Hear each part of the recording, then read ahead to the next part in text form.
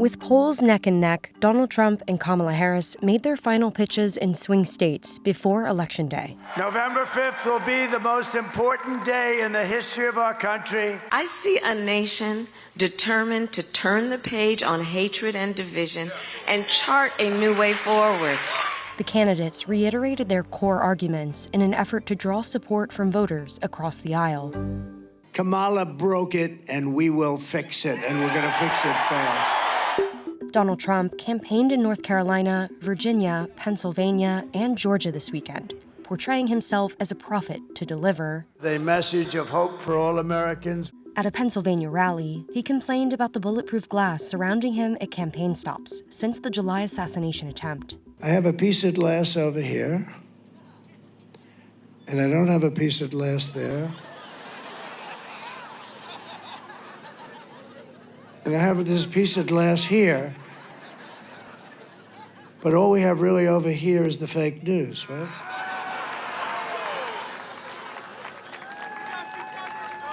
And to get me, somebody would have to shoot through the fake news,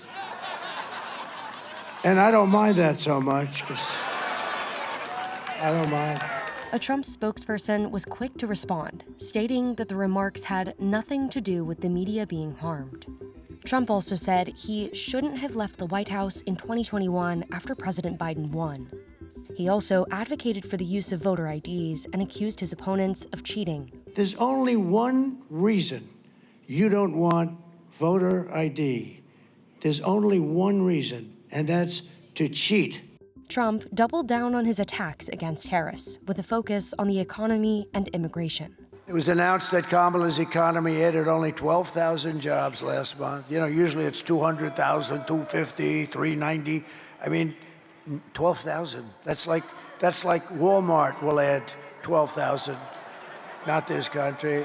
On day one, I will launch the largest deportation program of criminals in American history. It's going to be the largest deportation of criminals. We're going to get them out of here fast. Donald Trump Jr. joined Republican vice presidential nominee J.D. Vance in states like Arizona, Nevada, and North Carolina, urging people to help his father take back the country. Think of now we have like an actual America First bench. How great has J.D. Vance been out there? Then you add in guys like Bobby Kennedy, let them fix the problems that they've been poisoning our kids with in health. You have Tulsi Gabbard. You got people from across the aisle coming in to finally put common sense first. And then you have the ultimate, Elon Musk.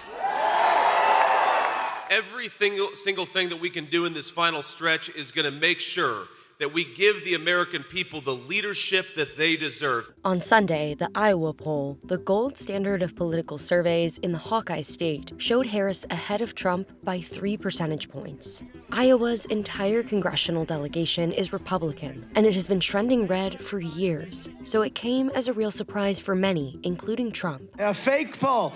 Hey, think of it. Right before the election, that I'm 3 points down. I'm not down in Iowa. It's a crooked country, and we're going to make it straight. The vice president campaigned in Georgia, North Carolina, and Michigan and kept her focus on inflation. At the top of my list is bringing down the cost of living for you. That will be my focus every single day as president. I will give a middle-class tax cut to over 100 million Americans. I will enact the first ever federal ban on corporate price gouging on groceries. Harris blasted Trump for violating women's rights and vowed to protect reproductive freedom. He will ban abortion nationwide. He wants to restrict access to birth control, put IVF treatments at risk, and force states to monitor women's pregnancies. And when Congress passes a bill to restore reproductive freedom nationwide, as President of the United States, I will proudly sign it into law. Several musicians and celebrities, including Cardi B and Kerry Washington, joined Harris on the campaign trail. People like Donald Trump don't believe women deserve rights. And when those rights are taken away, they are nowhere to be found. Minnesota Governor Tim Walz, the Democratic nominee for vice president, met with voters in states like Arizona and Georgia. When everything was on the line and the American experiment was on the line, and there was somebody running who asked to be a dictator and to overturn the Constitution and talk about using the military against our own people, what did you do to stop that from happening? And you're going to be able to say, every damn thing we could. Every damn thing we could. Harris also made a surprise appearance on NBC's Saturday Night Live. Now, Kamala, take my Pamela. The American people want to stop the chaos And end the drama with a cool new stepmamala. More than 76 million people have voted early, according to the University of Florida's election lab. That's nearly half the total number of people who voted in the 2020 election.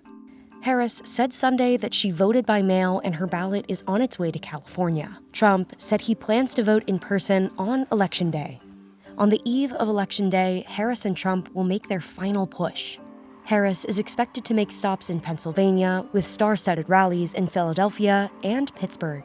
Trump also has campaign events planned throughout the day across North Carolina, Pennsylvania, and Michigan.